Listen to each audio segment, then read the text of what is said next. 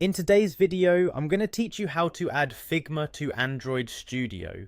Whether you're a seasoned developer or just diving into UI/UX design, integrating Figma with Android Studio can streamline your workflow dramatically. So let's dive right in and unlock the potential of these powerful tools together. First things first, head over to Figma, a collaborative interface design tool that many designers and developers are turning to for its versatility and ease of use. If you don't already have a Figma account, you'll need to create one, but if you do, simply click on Login. Once you're logged in, you'll be directed to the home page of Figma.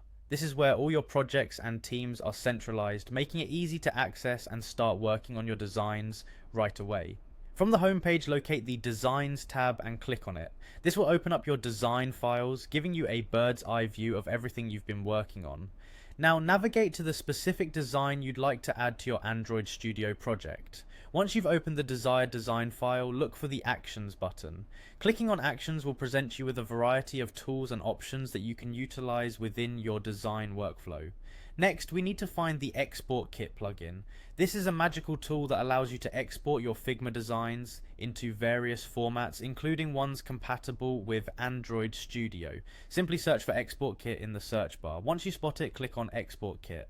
The plugin will initiate, giving you further options on what you can do with your design. With Export Kit open, you'll be prompted to run it. Click on Run to begin exporting your design. This step is crucial as it triggers the plugin to start processing your Figma file for adaptation in Android Studio. When you run the export, you will see different formats you can choose from. Select Android. By doing this, the plugin will tailor the export process for Android development, ensuring that the design aligns perfectly with Android Studio's requirements. After the export process is complete, you'll have a set of files ready to be imported into Android Studio.